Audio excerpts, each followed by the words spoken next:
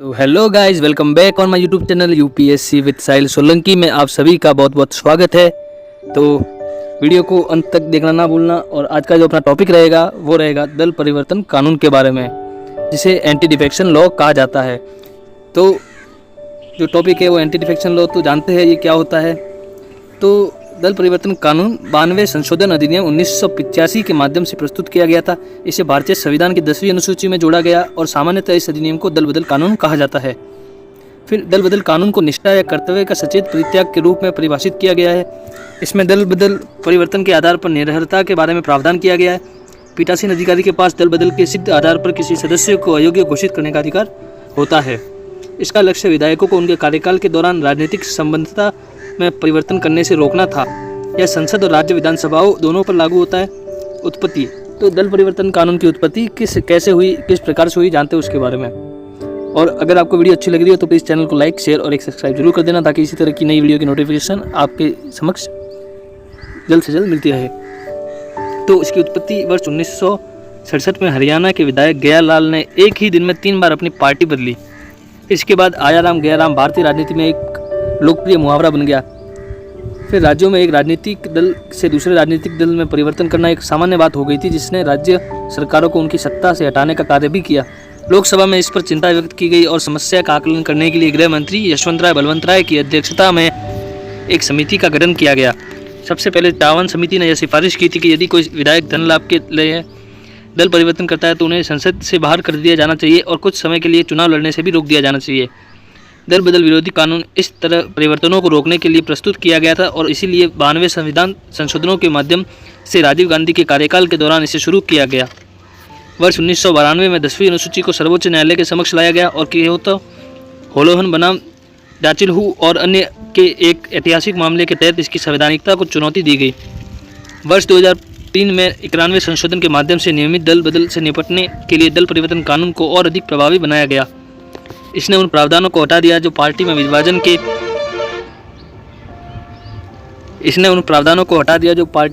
के मामले में विधायकों को संरक्षण प्रदान करते थे।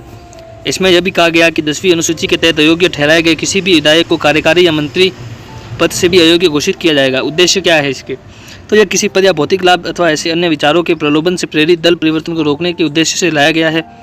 या विधायकों को किसी भी प्रकार के व्यक्तिगत लाभ हासिल करने के लिए एक राजनीतिक संघ से दूसरे राजनीतिक संघ में स्थानांतरित होने से रोकता है। यह दलीय प्रणाली में स्थिरता बनाए रखता है और सरकार को गिराने के खतरे को रोकता है।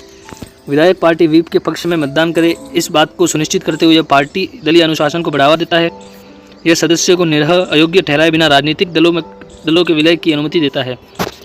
यह लोकतंत्र की संस्था को मजबूत करता है और भ्रष्टाचार पर अंकुश लगाता है। फिर इसमें अयोग्यता एवं निरर्हता के आधार क्या क्या है, तो सर्वोच्च न्यायालय ने दल परिवर्तन कानून के विभिन्न प्रावधानों की व्याख्या की है। निरर्हता के सबसे महत्वपूर्ण आधारों में से एक है स्वेच्छा से अपनी सदस्यता का त्याग करना। इसका अर्थ त्यागपत्र की तुलना में अधिक व्यापक है। औपचारिक त्यागपत्र के अभाव में उनकी सदस्यता के त्याग का अनुमान विधि निर्माता के रूप में उनके आचरण से भी लगाया जा सकता है। फिर उदाहरण, जैसे कि जनता दल यूनाइटेड के 2 सदस्यों को वर्ष 2017 में राज्यसभा के सभापति द्वारा अपनी सदस्यता स्वेच्छा से छोड़ने के आधार पर अयोग्य घोषित कर दिया गया था। उन्होंने कई कार्यक्रमों में सार्वजनिक मंचों पर पार्टी की आलोचना की थी और विपक्षी दलों की रैलियों में भाग लिया था। दल बदल का एक अन्य आधार निर्देशों का उल्लंघन, वायलेशन ऑफ इंस्ट्रक्शन है। इसका अर्थ यह है कि यदि विधायक उस राजनीतिक दल द्वारा जारी किए गए निर्देश के विपरीत सदन में मतदान करता है या मतदान से दूर रहता है तो उसे अयोग्य माना जाता है। राजनीतिक दल द्वारा जारी निर्देश को पार्टी व्हिप के नाम से जाना जाता है। एक विधायक को आगे भी अयोग्य ठहराया जा सकता है यदि वह स्वतंत्रता रूप से निर्वाचित सदस्य है और एक राजनीतिक दल में शामिल हो जाता है। एक विधायक को अयोग्य घोषित माना जाएगा यदि वह एक मनोनीत सदस्य है और विधायक बनने की तिथि से 6 माह बाद किसी भी राजनीतिक दल में शामिल हो जाता है। पीठासीन अधिकारी जो दल बदल की अयोग्यता के आधारों की वैधता का निर्णय करता है का निर्णय न्यायिक समीक्षा के अधीन है। प्रारंभ में पीठासीन अधिकारी का निर्णय न्यायिक समीक्षा के अधीन नहीं था। वर्ष 1992 में सर्वोच्च न्यायालय और सर्वोच्च न्यायालय ने पीठासीन अधिकारी के फैसले के खिलाफ अपील की अनुमति दी थी। लेकिन जब तक पीठासीन अधिकारी अपना आदेश नहीं देता तब तक कोई न्यायिक हस्तक्षेप नहीं हो सकता। फिर दल बदल कानून के कुछ अपवाद भी है। अपवाद को जानने से पहले यदि आपको इस चैनल की वीडियो लेक्चर पसंद आ रहे हो तो मैं उनके और भी लिंक है वो आई बटन पर प्रोवाइड करा दूंगा, जिससे आप वहाँ से डायरेक्ट उन सब वीडियो को देख पाओगे। तो जानते हैं इसके कुछ अपवाद के बारे में। तो यदि किसी पार्टी के कम से कम 2/3 विधायक विलय के पक्ष में है तो इस प्रकार के विलय के मामले में कानून एक पार्टी को किसी अन्य पार्टी में विलय करने में सक्षम बनाता है।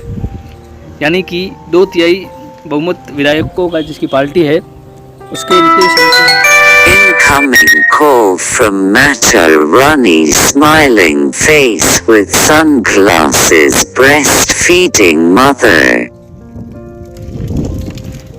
तो अपवाद में यदि किसी पार्टी के कम से कम 2/3 विधायक विलय के पक्ष में है जो इस प्रकार के विलय के मामले में कानून एक पार्टी को किसी अन्य पार्टी में विलय करने में सक्षम बनाता है। यानी कि कोई पार्टी है उसके सदस्य जितने भी है टोटल मेंबर उसमें अगर 2/3 मत ये मान लेते हैं कि वो दूसरी पार्टी में विलय होना चाहते हैं तो विलय हो सकते हैं।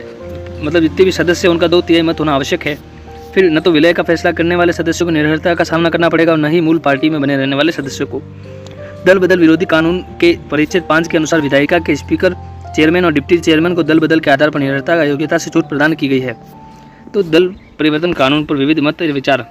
विशेषज्ञ समितियों का सुझाव है कि संसद सदस्यों को निर्भर अयोग्य घोषित करने का निर्णय राष्ट्रपति द्वारा किया जाना चाहिए और राज्य विधानसभा के सदस्यों को अयोग्य घोषित करने का निर्णय राज्यपाल द्वारा निर्वाचन चुनाव आयोग की सलाह के आधार पर किया जाना चाहिए। सर्वोच्च न्यायालय ने सिफारिश की है कि संसद द्वारा इस संदर्भ में एक स्वतंत्र न्यायाधिकरण स्थापित करने पर विचार कर सकती है जिसकी अध्यक्षता एक सेवानिवृत्त न्यायाधीश की जाएगी। इससे दल बदल के मामलों का शीघ्र और समय पर निपटान करने में मदद मिलेगी। कुछ लोगों का मानना है कि दल परिवर्तन कानून ने काम करना बंद कर दिया है और इसमें कई खामियां हैं। भारत के पूर्व उपराष्ट्रपति Incoming call from Matarani smiling face with sunglasses breastfeeding mother। Bharat के पूर्व उपराष्ट्रपति हामिद अंसारी ने कहा कि यह केवल अविश्वास प्रस्ताव के मामलों में लागू होता है। दल परिवर्तन कानून के लागू होने के बाद सांसद या विधायक को पार्टी के निर्देशों का आंख मूंद कर पालन करना होता है और उन्हें अपने फैसले के पक्ष में वोट देने की कोई स्वतंत्रता नहीं होती है। दल बदल विरोधी कानून के चलते विधायकों को मुख्य रूप से राजनीतिक दल के प्रति जवाबदेह बनाकर जवाबदेही के बंधन को तोड़ा गया है। तो दल परिवर्तन कानून को प्रभावी बनाने के कुछ सुझाव भी आप प्रोवाइड करा सकते हैं अपने मेंस आंसर राइटिंग में। तो दल बदल विरोधी कानून या दल परिवर्तन कानून का इस्तेमाल तर्कसंगत और निष्पक्ष शर्तों में किया जाना चाहिए। विशेषज्ञों ने सुझाव दिया है कि यह कानून उन मामलों में मान्य होना चाहिए जहां मतदान सरकार की स्थिरता तय करते हैं। उदाहरण अविश्वास प्रस्ताव या वार्षिक बजट के मामले में जहां मतदान द्वारा सरकार की स्थिरता तय होती है। कुछ लोगों का मानना है कि अयोग्यता के प्रश्न से निपटान की शक्ति का निर्णय एक स्वतंत्र प्राधिकारी द्वारा किया जाना चाहिए। चूँकि स्पीकर का कार्यकाल सदन में पार्टी के बहुमत पर निर्भर करता है। होलोहनवाद में न्यायमूर्ति वर्मा द्वारा दिए गए निर्णय के अनुसार स्पीकर को इस तरह का अधिकार प्राप्त नहीं होना चाहिए। 170वें विधि आयोग की रिपोर्ट के अनुसार पार्टी के भीतर लोकतंत्र का समर्थन किया जाना चाहिए जिससे पार्टी के सदस्यों के बीच चर्चा हो सके और पार्टी के भीतर तानाशाही पर अंकुश लगाया जा सके। सर्वोच्च न्यायालय द्वारा 10वीं अनुसूची का परीक्षण किया जाना चाहिए ताकि यह सुनिश्चित हो सके कि दल बदल विरोधी कानून का उपयोग सही तरीके से किया जा रहा है। एक मार्गदर्शक संस्था के रूप में न्यायालय की भूमिका कानून की कमियों का पर्यवेक्षण और सुधार कर सकती है। तो यूपीएससी में जो पिछले सालों में प्रश्न पूछे हैं वो भी मैं आपके लिए लेकर आया हूँ।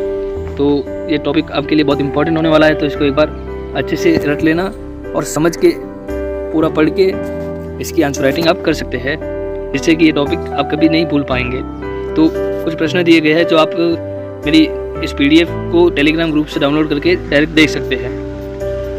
तो एक मेंस का भी क्वेश्चन पूछा गया था पिछले साल 2013 में, ये क्वेश्चन पूछा गया था, तो वो भी आप इसको सॉल्व करके मेरे टेलीग्राम चैनल पे आंसर राइटिंग कर सकते हैं। तो मिलते हैं एक नई वीडियो के साथ, तब तक के लिए धन्यवाद और इस चैनल पर अपना सपोर्ट बनाए रखिएगा ताकि इसी तरह की नई नई वीडियो की अपडेट्स आपको मिलती रहे। तो जय हिंद, जय भारत।